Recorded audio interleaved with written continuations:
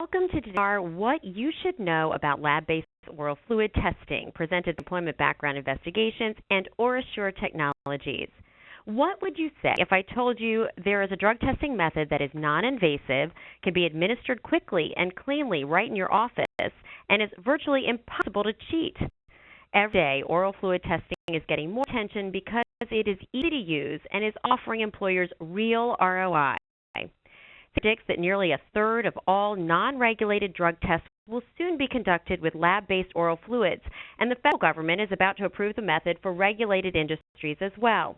During today's presentation, we will discuss the key things you need to know about this hot topic. We'll answer the most frequently asked questions and spell out some of the benefits companies can expect after switching to this method of screening. The program is being recorded and will be available soon after we sign off today. Gladstone. I'm the editor of EBI Screening News Network, and I'll be serving as your moderator today. For those of you not familiar with Employment Background Investigations, we're a technology-driven leader in both domestic and international background checks, drug testing, occupational health, and I-9 compliance. We're the only NAPBS-accredited background screening company in the world to hold both an ISO 27001-2013 certification for information security and an ISO 9001-2008 certification for quality management. We are thrilled to be working with OraSure, a global leader in oral fluid substance abuse testing products. They proved accurate and easy to administer testing methods to help determine the presence of drugs or alcohol in a person's system. Oral fluid-based testing products provide a simplified collection process, faster results, and cost savings, with minimal risk of tampering and dramatically reduced risk of adulteration. Now I'd like to introduce our presenters for today. Bill Current is the president and founder of the Current Consulting Group, a national consulting firm that specializes in drug testing policy development and providing accurate and up-to-date state drug testing law information. He's a publisher of the online Ultimate Guide to State Drug Testing Laws at statedrugtestinglaws.com and the publisher of the e-newsletter State Drug Testing Laws Monthly and the weekly e-news service Drug Testing in the News. Dan Kearns has over 25 years' experience in the drug alcohol testing industry, including laboratory and international TPA executive management. He has extensive experience in business development, sales, operations, training, and mergers and acquisitions. He is considered an industry expert on domestic and international policy development, DR, and supervisor training, as well as DOT and non-DOT program auditing. Mr. Kearns joined the Current Consulting Group in 2014, where he focuses on employee and supervisor training. Bill and Dennis take us through the presentation. Please feel free to use the chat feature to submit your questions. We'll have a question and answer period at the end, and we'll get to as many of your questions as we can. And with that, I'm going to hand things over to Bill to get us started. Bill? Thank you so much, Jennifer, and welcome to everyone who is on today's webinar. It is really exciting and a pleasure to be doing a webinar with EBI again and to be co-presenting with Dennis Kearns. And we're going to Dennis's part a little bit later in the presentation, so I'll save all of my praise for Dennis till we go a little bit farther in. Drug tests, of all the things that have ever been tried, all the programs that have been mandated by the federal government, state programs, etc. The one that truly has worked in reducing drug abuse in our country is drug testing. And there are thousands of studies, reports, and surveys that really support that conclusion. Now, I will tell you right off the bat, I've been in the drug testing industry for a long time and a proponent of drug testing, and I am a fan of many different types of drug testing. Testing, hair testing, of course, oral fluid testing we're going to talk about today. So I focus our attention today on lab-based oral fluid testing. Make that distinction because we're not going to be talking about point of care, point of collection, instant result, rapid result testing with fluid. We're talking about lab-based oral fluid testing. I do so sort of the disclaimer that I'm involved in all kinds of drug testing. And the time that I first got into this industry in the late 1980s, the science of drug testing has come a long way. And today there are many options and alternatives available, advanced testing methods, if you will, that employers and others who conduct drug testing can choose from in order to put together the program that will best help them meet their objectives in doing drug testing.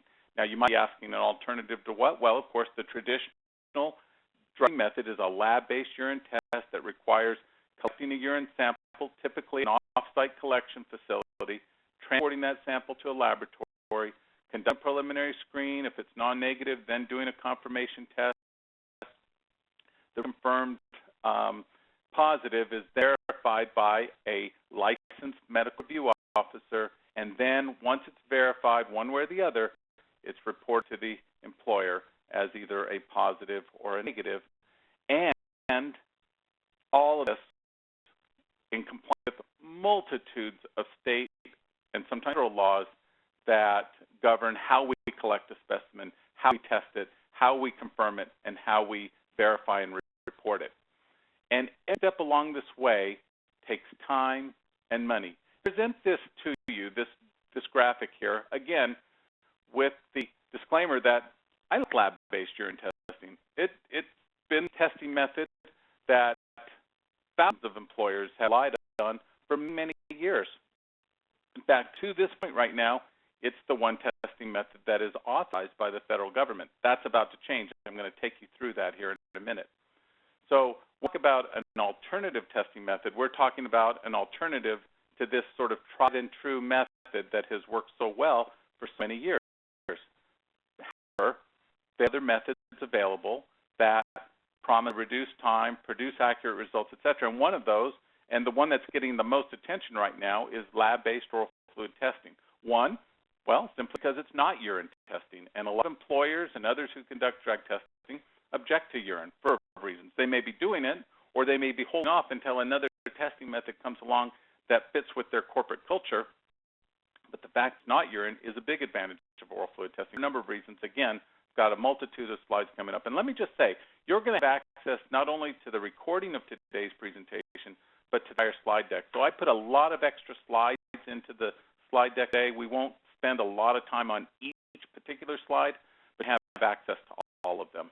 The advantages to urine testing is it's near impossible to cheat on it. It does render an accurate lab-based result, very similar in terms of the accuracy to a urine test, and it reduces the time that it takes to conduct a drug test and money, especially when we're in business and the bottom line is the bottom line. Every year, the current consulting group does a survey of the drug testing industry. We're talking to laboratory representatives, companies that manage drug testing programs for employers like EBI, for example, which is one of the largest and best in the country, and medical review officers, collection sites, OCHEL centers, etc. We surveyed this group of professionals and asked them about the trends in the industry. And one of the things that has consistently been said about lab-based oral fluid testing is that once the federal government endorses it, once the Substance Abuse and Mental Health Services Administration, SAMHSA, the regulations for lab-based oral fluid testing, quote, then we'll see it take off. Well, we're right on the verge of that actually happening. I've got a summing up on that. But the response from the industry over the last few years is that they've been waiting for these federal regulations to come out, and the talk of sort of the industry is that the regulations are about to be finalized anytime within the next few days or the next few weeks or months, but they've already gotten to the point where they're almost finished. And companies have actually started doing lateral fluid testing already, even though there aren't federal regulations to sort of provide a guideline for how to do it. You can see in that last bullet, some very large employers have switched from urine testing programs to oral fluid testing already. We asked in our annual survey what percentage of all drug tests are oral fluid tests. And as you can see there, those who said between 5 and 10% of all the drug tests that they sell manage was 20.5%. Almost 30% of the industry said between 5 and 10% of all drug tests are oral fluid tests today. And 9.8%, which is still significant, said it was between 10 and 15%. You add that up, and that's almost 40% of the industry saying that oral fluid represents 5 to 15%, which is a big jump step forward from when we first started doing the survey in 1999, when literally nobody mentioned oral fluid testing. When we did our annual survey in 1999, the very first one we ever did, nobody mentioned oral fluid testing. Now, as I get sort of the talk of the industry, and the thing that really resonates with people in the drug testing industry is, are we selling oral fluid tests? Really the thing that sort of sticks in their mind. Between 2013 and 2014, we asked them to compare sales. Those said that sales were up considerably between 2013 and 2014, nearly 13%. And those who said it was up at least modestly was 24%, for a total of 37% of people in the drug testing industry indicating that sales of lab-based oral fluid testing was up between 2013 and 2014. And if you look at the very bottom, I don't have it in bold, but the combined percentage of those who said that sales were down slightly or considerably was only 2.8%. So definitely an upward trend in terms of sales of lab-based oral fluid testing. Now, I told you I was going to tell you a little bit about what the federal government's up to. On May 12th of last year, sent out with proposed guidelines for lab-based oral fluid testing. And essentially what this means is that they were proposing that in addition to lab-based urine testing, government would allow federal agencies and employers to the option of using lab-based oral fluid testing. The 6-day public comment period that came and went, lots of comments were provided, and essentially we're now at the point where final guidelines, mandatory guidelines, are in the works. And the proposed guidelines essentially covered 4 key areas. They have technical requirements for oral fluid collection devices. They list standards for the initial testing of an oral fluid sample for drugs, and then for the confirmatory test, the confirmation test with oral fluid, and then also propose processes for medical review, the verification of the test result from the laboratory. There are requirements specific to federal agencies that we didn't focus a lot of attention on in today's, when we put today's slide deck together. But we did pull out some of the highlights that were published in the Federal Register back on May 12th of last year. We just said that these guidelines, as proposed, would initially only apply to federal agencies who conduct drug testing. It was interesting because they compared the proposed guidelines for lab-based oral fluid testing to the existing mandatory guidelines for urine testing. And the proposed guidelines made this statement: these proposed oral fluid mandatory guidelines, you know, the federal government likes to use acronyms, so OMG, provide the same scientific and forensic stability of test results as the mandatory guidelines for workplace drug testing programs using urine. They were convinced by the time they had finally come out with these proposed guidelines that they would produce comparable types of results and integrity in the testing process that we become used to with the urine mandatory testing guidelines.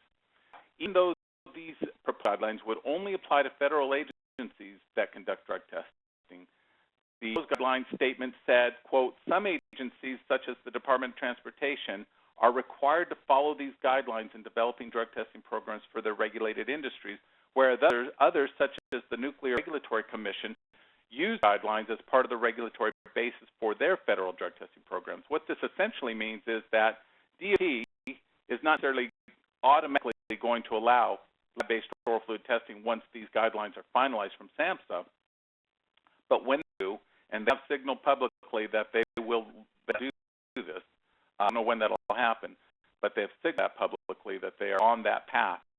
But when they do, these proposed guidelines, which are on the verge of being finalized, will be the guidelines that DOT is required to use. And so what we will see is an additional Part 40, 49 CFR Part 40, that includes all these proposed guidelines for lab-based oral fluid testing once they're finalized. Now, in any webinars that I've ever done over the last several years taught oral fluid testing, you've heard talk about the benefits of lab-based oral fluid testing. I don't want this to sound like an infomercial, okay? I'm not a paid spokesperson who's going to tell you a bunch of things about lab-based oral fluid testing. My opinion, or Jennifer's opinion, or the folks at OraSure. These I'm going to take you through now are some slides that highlight the benefits of lab-based oral fluid testing according to the proposed guidelines from SAMHSA. words, don't take my word for it, don't take Jennifer's word for it, EBI, OraSure, etc. Look at the proposed guidelines from the federal government, from SAMHSA, and they can be your source, because I can tell you, I've read through the document, and not everybody wants to take the time to read all of that, but everything they cited in the proposed guidelines in terms of benefits and advantages of lab-based oral fluid testing, they provide citations for the sources. They looked at many scientific studies, peer-reviewed journals, etc., on oral fluid testing, and keep in mind that these proposed guidelines were years in the making. So, the accuracy, they looked at the practicality, and of course the legality, which would be, to try the federal government opening that door. They published in the Federal Register, and they highlighted the very reasons why they were now, for the first time after many, many years, an alternative testing method available to those who, federal government, who are required to do drug testing. And we'll start with productivity. You find this interesting. If you look at that second bullet, guidelines, it states that administrative data indicates it takes on average about 4 hours from the start of the notification of the drug test to the actual time a donor reports back to the work site. The time it takes to notify an individual, to send them, in most cases accompany them to an off-site collection facility where they can void a urine sample, and then for them to come back. That's a lot of downtime. That's a lot of lost productivity.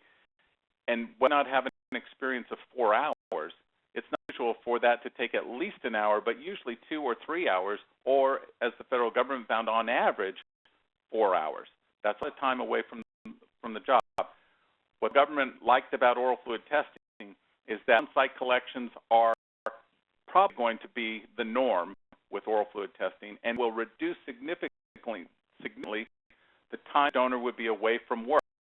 The department estimates the time savings to be between 1 and 3 hours, or in other words, the whole process would take as little as an hour.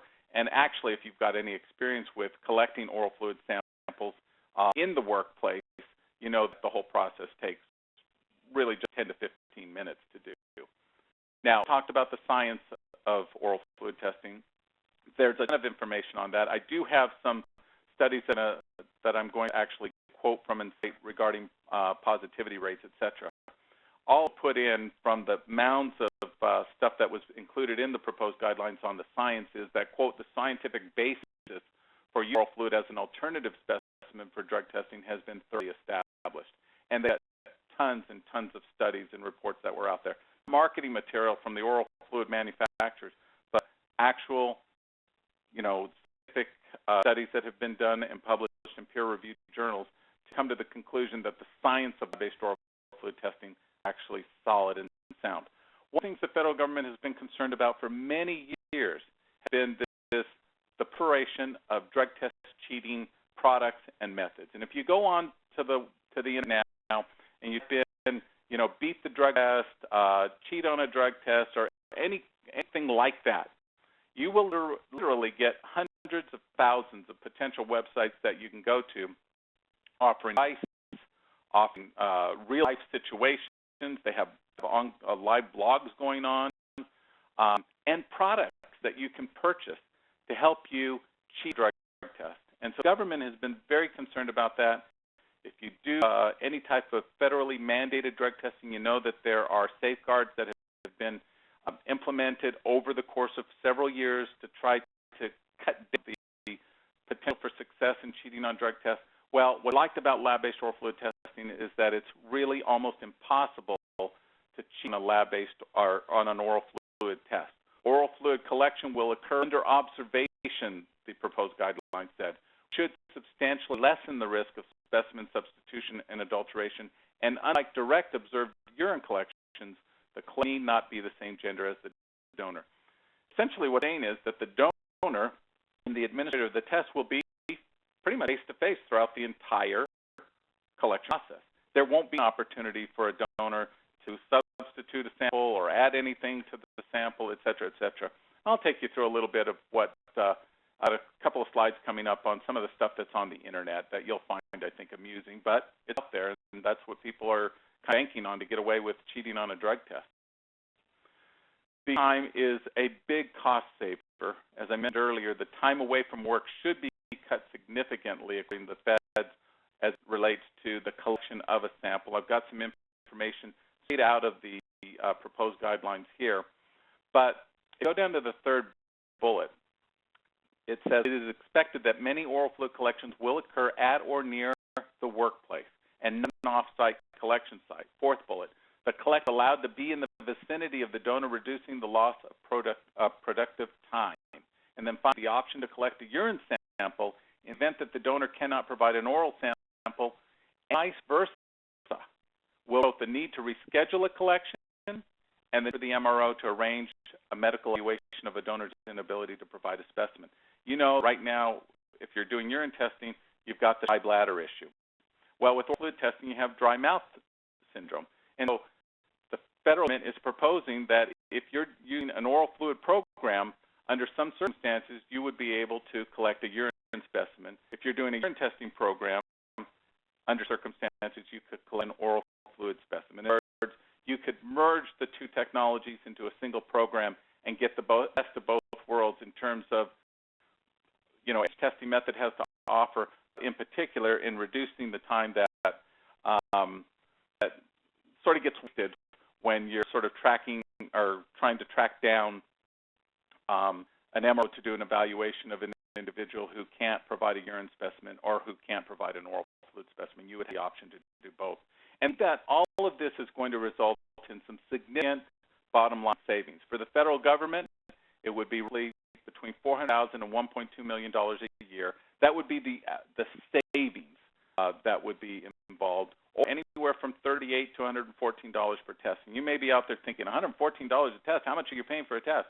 Well, as you know, under some circumstances, in around the clock sort of 24-hour graveyard shift type scenarios, it can be very expensive to bring a professional collector to your work site, and sometimes that's what's necessary. Again, I'm a proponent of urine testing as well, and sometimes that's what you have to do.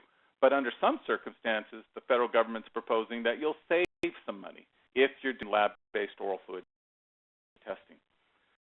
One of the issues from a scientific standpoint of oral fluid testing is that it has the ability to detect drugs in the system of the donor, in their body, almost after the individual has used the drug.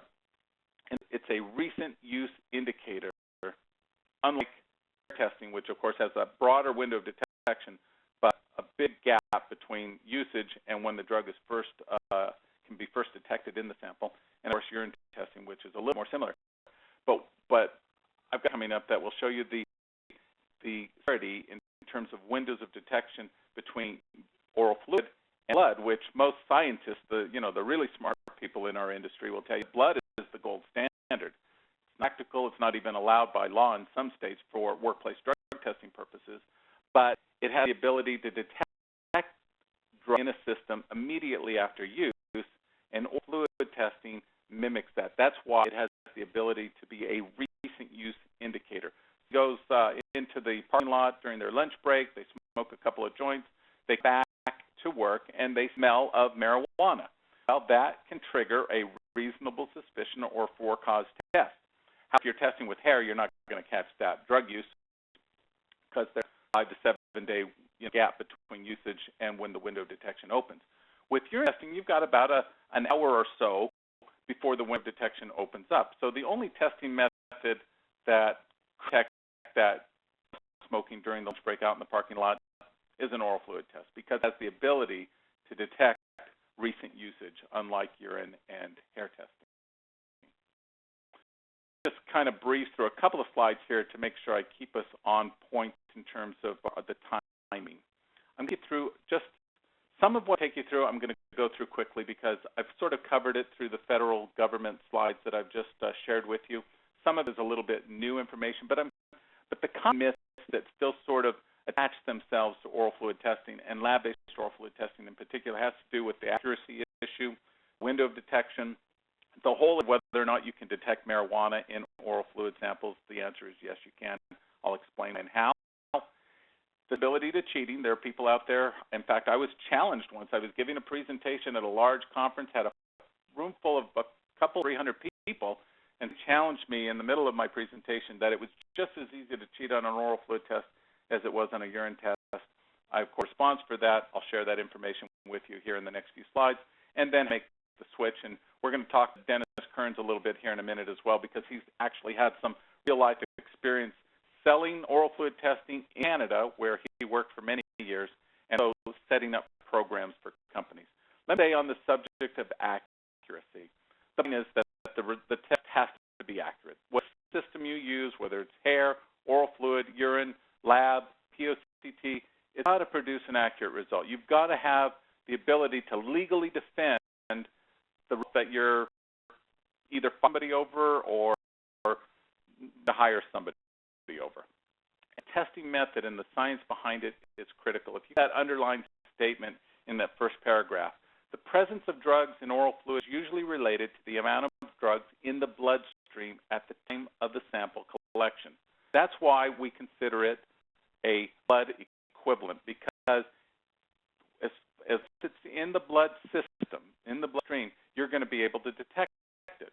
The difference between oral fluid and urine is that with urine testing, you're typically detecting the metabolite of the drug that you're testing for, the metabolic breakdown of that drug as it goes into the system. The metabolic breakdown takes time for the tube for to go from the drug itself, to the metabolite of the drug. That takes time. In urine, it takes about an hour or so. In hair testing, it takes several days. But in fluid, because it's into the blood system, into the bloodstream, it's detectable almost immediately afterwards, because there is no metabolic breakdown that we're looking for. We're detecting the parent drug itself, as well as the metabolite of the drug. But the parent drug, which makes it possible to detect that drug almost immediately after the individual has used the drug. That's the difference. So we're talking to people about oral fluid testing. They tell you that, detect drugs right away with oral fluid. You need to be able to understand in your mind, and maybe even contest that claim, because the science is completely different. You're detecting the parent drug and not just the metabolite of the drug. And there have been numerous studies that have shown this. And this is one of the ones that's cited in the proposed guidelines from SAMHSA. A study of 77,218 oral fluid specimens reported similar trends in positive prevalence rate compared to the DTI of urine specimens collected during the same period.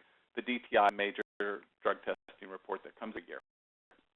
In the study, the overall combined positivity rate for oral fluid was 5%, 5.06%, compared to 4.46% for urine. In other words, sometimes you're actually going to find that you get more positives with oral fluid testing, especially on reasonable suspicion or cause test, or with post-accident testing, because oral fluid will show detection almost immediately after somebody has used the drug, as opposed to waiting for the metabolite to be detectable.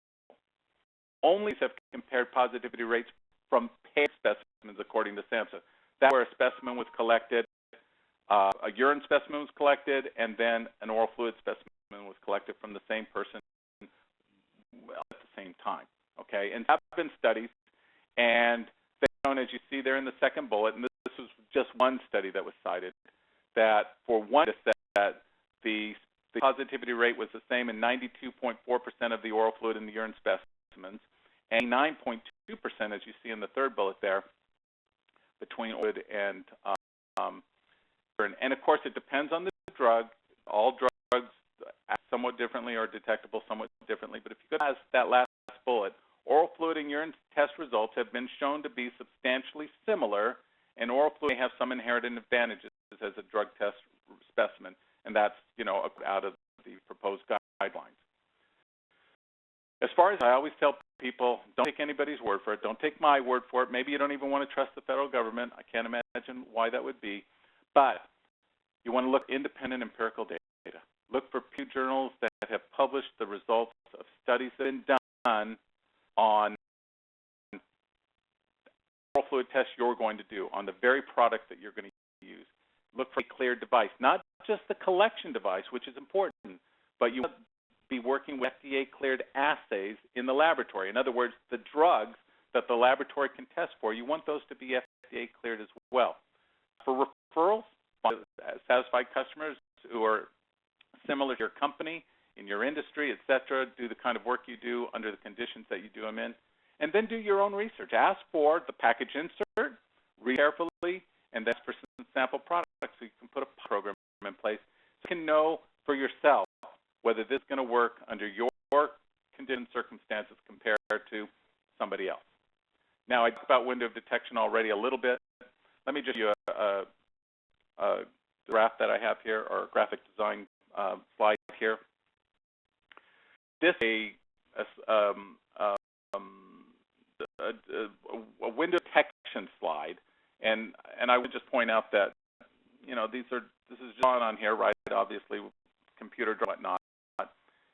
The part to the left shows that with blood and oral fluid, the window of detection opens up minutes after an individual has used the drug. Now, I'm making a disclaimer here because I don't have actual times on here, and it would depend on the drug that we're talking about, for example. But fluid and are very similar. Urine is going to go over a little bit. That yellow line doesn't start until, as I said, at least an hour, maybe a little bit longer, depending again on the drug. But look at on the other side of those red, blue, and yellow lines. The detection with blood is much shorter than oral fluid and urine. Oral fluid a little bit longer, and urine a number of days. Now, read an article in some online magazine or newspaper that says that, you know, someone can lose for smoking marijuana 30 days ago because it's going to stay in their urine all that time. That's correct. They lost their job, but yeah, the ability to detect the drug may still be possible 30 days later. At the cutoff levels that we use, you're going to get a positive report on a marijuana positive from 30 days ago. It's just the typical window of detection for urine at the cutoff levels that we typically use, and I've got a cutoff level chart coming up here, is about 3 to 4 days. Could be a day shorter, but it's 30 days. With fluid, same thing. You're going to be able to detect the drug in that person's system almost immediately after they've used the drug, for, depending on the drug, a period of a day or two. It depends on the drug that we're talking about. And I do want to point out to the right there, hair testing starts days later after usage, but it go on for quite a bit of time, 90 days. So depending on what you're looking for, you know, these three methods, I exclude blood, is help meet your need. And as the federal government proposed, maybe it's a combination of oral fluid and urine testing that's going to really help you achieve your drug testing objectives. The positivity rates are what it, you know, all comes down to.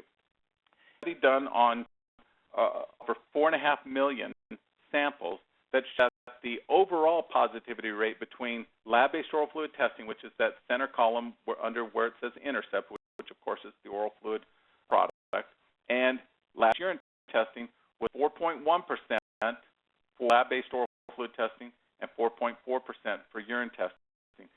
If you down the list, though, the positive rate for lab-based oral fluid testing was higher in every drug category except amphetamine, where urinalysis was much higher.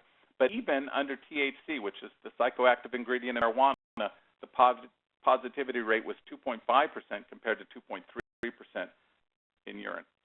Statistically an insignificant difference, but what a lot of people are asking today, is it possible to detect to detect marijuana in an oral sample? And the answer is absolutely yes. It depends a lot on the testing method that you're using and on cutoff levels that are being used. There is a significant difference between lab-based oral fluid testing and point of collection, point of care, instant result testing devices using oral fluid. I'm not saying that they're bad, but there's a big difference between the two in terms of positivity rates because of the various cutoff levels that are used, at which you can detect marijuana in one testing method versus another. So that vertical dotted red line comes at 50 nanograms per milliliter. You probably recognize that 50 nanograms that's very popular in the drug testing industry. Everything to the right of it are the positives at higher detection levels, and you can compare many. In fact, 80% of all the THC positives are below 50 nanograms, and the vast majority of them are below 20 nanograms. So if you're testing with a product that can only detect THC at a 40, 45, 50, or higher cutoff level, you're going to miss a lot of potential positives that you see to the left of that dotted red line. If you're that has a much higher sensitivity or lower sensitivity, you can see that you're going to catch a lot more positives on the left side of this diagram. That's because the cutoff levels for certain testing methods are higher. It's just not, you can't detect THC at the lower cutoff levels with some products and services because it's not sensitive enough. The science isn't there yet with that testing method. That's why it's important to ask that question. When people are positivity rates, what cutoff levels that we were talking about? A lot of test cheating information, I'm going to slide by that, but I just tell you one of my favorite slides, pieces of advice that I put on this slide that comes off a real website was, how to cheat on an oral fluid test, avoid the test. If you submit live a sample, you will surely test positive, as it says there. That's the best advice. I saw a website once where they were offering a $40 bottle of this must have been magical shampoo that if you used it in your hair and you stopped using marijuana for at least 3 days before you were drug tested, they guarantee that you would test negative. So all you do is use the shampoo and, of course, stop using drugs, because otherwise you're going to test positive. There's no way to test on an oral fluid test. All right, my good friend and coworker, Dennis Kearns. Dennis has been in the industry for a long time, as Jennifer pointed out. He probably has as much or probably more experience dealing with lab-based oral fluid testing than just about anybody in the industry who's not working for an oral fluid testing company. Dennis and I have known each other for many years. He joined the current consulting group earlier at the beginning of last year, well, toward the beginning of last year. We're thrilled to have him as part of our part of the consulting group. I'd like to bring Dennis in now to share a little bit from his personal experiences of working with companies that have switched to oral fluid testing. Dennis, I'll turn the virtual microphone over to you now. Thank you. Talked about the things listed on the list here. First, drug testing with oral fluid versus other specimens. Oral fluid testing, laboratory-based oral fluid testing, is as accurate, like Bill pointed out, as other specimens, and it's gaining popularity because of the marijuana laws in different states. The Colorado, Washington, Oregon, for recreational marijuana. Employers still want to do drug testing, but they're concerned about the length of time, like hair testing is too long, and testing may be, although realistically it's 3 to 5 days, it could be longer. And on a more immediate test, so that's one of the issues. The fluid solves that problem, and there's already been a couple of cases where companies that have their policies written such that you have these drugs in your system, above a cutoff level, using oral fluid has solved some of those complications. Basically, what I've seen why companies switch to lab-based oral fluid is probably originally I was one of the groups that did oral fluid testing, Lab 1, in their initial pilot program with OraSure, and it was non-DOT companies that were in remote areas where collection sites weren't available, and oral fluid testing is an alternate to having to transport an employee a long distance to get a drug test. That was kind of the impetus, and as the original data came out and several of the issues that discussed were addressed in the Lab 1. They wrote a technical article of their experience with oral fluid testing that you can get on the internet, but it was one of the early studies. Why do we prefer oral fluid testing over instant result testing? Well, a lot of controversy has emerged about instant oral fluid testing, and that's not what we're talking about. some of the myths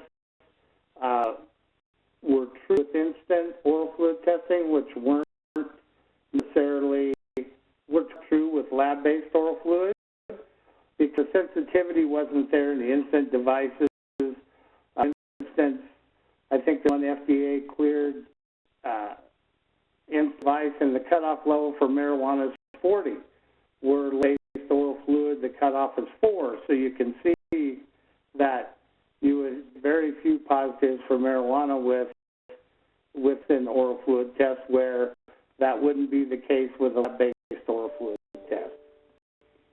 In Canada, it was kind of interesting because the Building Trades Association of Canada, and they redid their union or their collective bargaining agreements, they required oral fluid testing for reasonable cause and post-accident,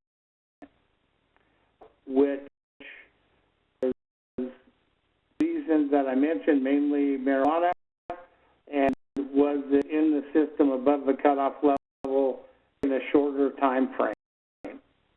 That went into effect, I believe, in the end of 2014, and that program has been going on since then. Was pretty open to oral fluid testing, and it was only lab-based oral fluid testing. No instant was accepted in their requirements. So I guess about all, mainly people want to buy oral fluid testing for those reasons, shorter time frame, for marijuana especially, and being able to easily do on-site random testing. There was a program where the oil sand sites, they had a random testing program, and a collector could go on site, no bathroom required, and a degree of privacy that they could find, like behind the truck, and they could do an oral fluid test without all the other requirements. As well as every test was a direct observation. So there were the advantages of oral fluid testing that came into play. Let me ask you this, Dennis. Of course, I've known you for a long time, and for audience today, I'll tell you that Dennis was instrumental in helping to establish a third-party administrator drug testing company here in the United States. All these months later, still in business. Dennis doesn't, of course, work for them. They also started a TPA in Canada, which became spun its own, became the premier drug testing provider of Canada, called Can-Am, and this was instrumental in helping them build their drug testing business. So Dennis knows this issue on the United States side of the border, on the Canadian side of the border. He's done drug testing in European countries as well, other countries, Dennis. And so my question to you is, I know that the human rights laws in Canada can be fairly strict, and they pay a lot of attention to that, and yet fluid testing is acceptable in unions. You can speak to this better than I can, but of course unions have a big say in things like drug testing in Canada. Oral fluid testing has met with their approval. I mean, perhaps not every contract, but in many. What do you think it is about oral fluid testing, environment like that, was rich with human rights protections and privacy and union influence? So what's about oral fluid testing do you think that is acceptable in that environment? I think we touched on the issues, but I think that no one's an impaired worker in a dangerous work site, including unions and the employers. So when you have a test that you can say, well, this is closer to blood levels, closer to real time, is be referred to as being more immediate use test, and that's pretty hard to argue with. As far as human rights goes, you doesn't have an issue with the technique. The issue is to accommodate an employee that has a disability, which in Canada, drug addiction is a disability, and it requires some form of accommodation, which a lot of companies in the U.S. do the same thing, as far as allow rehabilitation and return to duty under chance agreements or Canada conditions of continuing employment agreements. Says if you do the things that you need to deal with addiction, that you can come back to the job. Those things are pretty similar, and there really is no roadblocks technically to type of testing, except with time frames involved, like hair testing is a struggle because you can tie direct impairment on the job with something that happened 30 days ago. With oral fluid, something that's happened within the last 16 to 18 to 24 hours, you've got a better handle on that time frame issue. Thank you, Dennis. Let me just underscore something Dennis said a few minutes ago, which is that right now, of course, in the United States, we're with this whole issue of legalized marijuana. There are 24 states that have legalized marijuana for medicinal purposes. There are states, plus somewhat the District of Columbia, that have legalized marijuana for quote-unquote recreational use. And presidential election year, you're going to see marijuana on a lot of ballots come November, as a way to try to get voters out to the polls to vote for president while they vote for or against marijuana legalization. And so a lot of employers in many states, in particular Colorado, Washington, Oregon, and Alaska, are struggling with this issue because it's legal in their state, and they're not sure whether, one, they have the right to continue to test for marijuana, and then what to do when somebody tests positive. And that's why, as Dennis pointed out, oral testing is becoming popular in some of these states that legalize marijuana because the window of detection is shorter. It's in an acceptable range that's going to show recent usage, with a window of detection to tell whether somebody is at work under the influence, maybe not impaired, but by company policy under the influence. And it's acceptable not only to unions, but to workers in those states as well, because they've legalized marijuana. But at the same time, as Dennis said, nobody wants people at work who can't perform their jobs safely, who can't show up to work and be reliable and safe, productive employees. So oral fluid testing is catching in that regard. And it's interesting that the timing is such that as the federal government is now endorsing lab-based oral fluid testing, these final guidelines should be out, soon, relatively soon, in government time frame. And at the same time, we're the nation grappling with this whole marijuana issue. And so a good with the testing method of oral fluid, lab-based oral fluid, because of the things that we've talked about today, and the whole issue of THC. I was on a slide presentation earlier today on the marijuana issue, and I hope we haven't confused anybody. Let me be very clear. You have the right to test for marijuana in every state in this country. There's no state that has made it illegal to test for marijuana. And the right to hold employees responsible, even in states that have legalized marijuana. There may be some restrictions and accommodations that you have to make, but it's legal to test for marijuana. You don't have to discontinue testing for marijuana because it's been legalized in your state. And oral fluid testing, lab-based oral fluid testing, that's available to you now that makes it even, perhaps even easier to continue testing for marijuana without having to worry about a bigger window of detection, a longer window of detection that maybe starts to conflict with what, may be acceptable in the state that you're in that's legalized marijuana. Let me put this slide in front of you. We won't talk about it, but switching to lab-based oral fluid testing, fairly easy process. With a company like EBI, experience set both urine testing programs, oral fluid testing programs. They would be able to walk you through the process, help you convert your policy, train your employees and your supervisors, et cetera, so that this fairly seamless conversion to one testing method to another, or perhaps what we're seeing a lot of today, merging oral fluid testing into an existing urine testing program.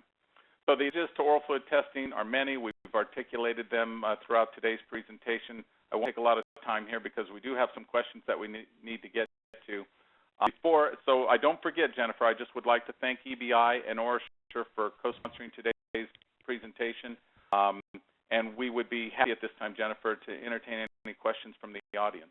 Well, thank you to both you and Dennis. That was really very interesting. And we do have some questions. I'm going to start with one from Mary. And Mary wrote, the company I work for has done laboratory oral fluid tests in the past. The negative issues experienced were numerous canceled tests due to wasn't enough fluid to test, and when an employee disputed the result, we were unable to get a reconfirmation. So I guess the question would be, how do we deal with these challenges? Yeah, that's a great question. I'll take the first stab at it. On the science of oral fluid testing has come a long way over the last 10 years.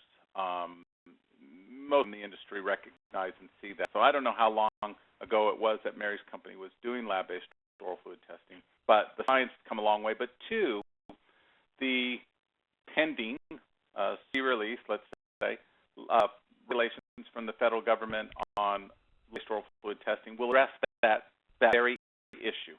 In the collection process, the amount of fluid that's collected, collection devices being required to be FDA cleared and having a volume indicator on them, et cetera, so that does not happen. So guidelines that are due to come out will, like it or not, but I think you will, are going to form a gold standard for how we do lab-based oral fluid testing in the United States. I say United States because other countries have their own guidelines for that. I point out, however, as well that there are state drug testing laws that have other requirements in place, but I think what we're going to find is that most states are going to fall in line with these guidelines from the federal government once they finally come out. It may take a little bit of time, but you're going to see this become the standard by which most states allow and require lab-based oral fluid testing to be administered. You mentioned, Bill, you just said something about the FDA approval for the so are the Intercept oral fluid testing products FDA cleared at this point? Yeah, that's a good point, Jennifer. Yeah, there are products on the market that are FDA cleared. The nice thing about OraSure is that the collection device is not only FDA cleared, but they have the most assays or drugs that are FDA cleared as well. So you can test for lots of different drugs with an oral fluid sample, and many of those drugs beyond, the common ones that we're familiar with, mainly FDA cleared for oral fluid testing. You're getting a bigger drug panel of assays that have been FDA cleared with OraSure. You test for others beyond that either are not FDA cleared or maybe not required to be cleared. But the point I want to make, the thing I want to underscore, is that Mary pointed out, or no, maybe it was Dennis was pointing out, somebody was pointing out, sorry, that you got to be able to defend the result that you're taking your action on. Maybe I said it. And you got to be certain that everything is in line, that your program is of the utmost integrity from the collection process to how you'll, sharing the result with the donor. And part of that is using FDA-cleared products, the device, as well as testing with FDA-cleared assays in the laboratory, the testing system. That's so important. And with these new guidelines that are coming out, we'll see an emphasis on the integrity of the testing process. The government has really gone the extra mile to make sure that once this testing method is allowed, that employers who choose to use it really do have in place a program that is legally defensible. Bill, Penny, it seems like every time we talk, everyone's talking about legalizing marijuana, and it's marijuana this and marijuana that. But what about synthetic drugs, the synthetic opiates, the synthetic THC? Can the oral test detect those too? Well, yes. In fact, I was just on a long conference call yesterday with a laboratory that does lab-based oral fluid testing. They were talking about the very question that you asked, Jennifer. The testing for synthetic drugs like K2 ice, the synthetic cannabinoids or marijuana products is increasing. Even though many states have put laws in place to make it illegal to use these drugs, of course, people still do it.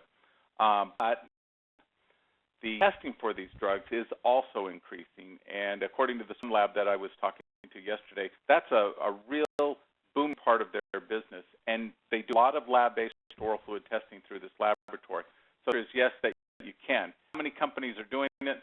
I'm not exactly sure, but at least most indicators are that that's a growing segment of drug abuse and also drug testing, and it is possible to detect those substances, depending on the laboratory, of course. Not all labs can do it, but depending on circumstances being right, you can detect those, if not many of those substances through an oral fluid sample. Another question that came in, and it reads, are there any states that don't allow the oral fluid testing? What about pre-employment versus random? Do states allow both of those? I get asked that question all the time. I got asked this question last week. Now, you look at it in terms of the testing technology. So when we're talking about lab-based oral fluid testing, there are only 3 states right now that do not allow lab-based oral fluid testing: Vermont, Maine, and Hawaii.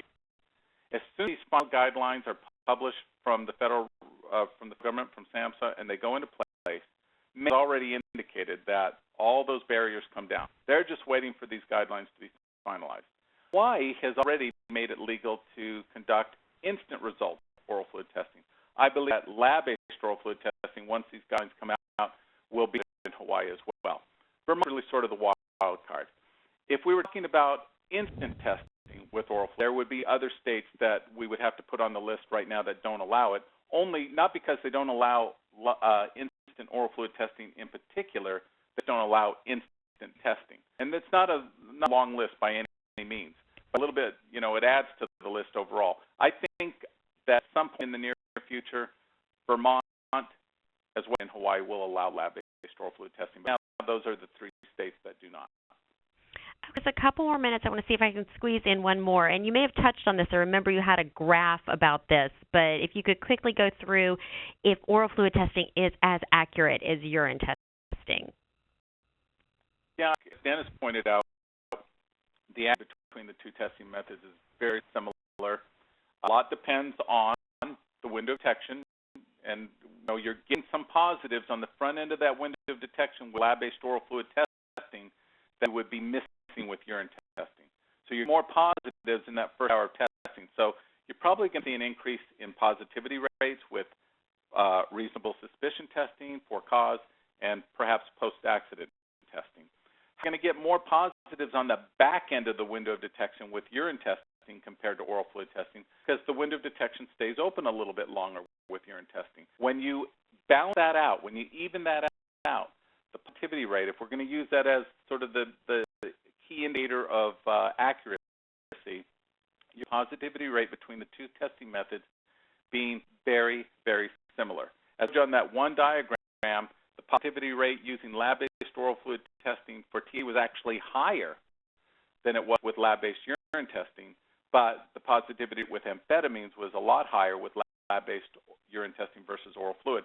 But once you kind of combine all and you look at it side by side, and of course there are a number of significant studies that were cited in the proposed guidelines from SAMHSA, the similarity in positivity rates is almost indistinguishable.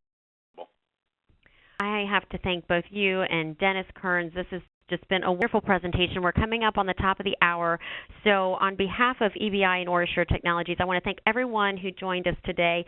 We hope you found the presentation informative and helpful. The event was recorded, as we mentioned at the beginning, and you're going to receive instructions soon on how to access the recording and all of Bill and Dennis's wonderful slides. Thanks again for attending today, and this concludes today's webinar.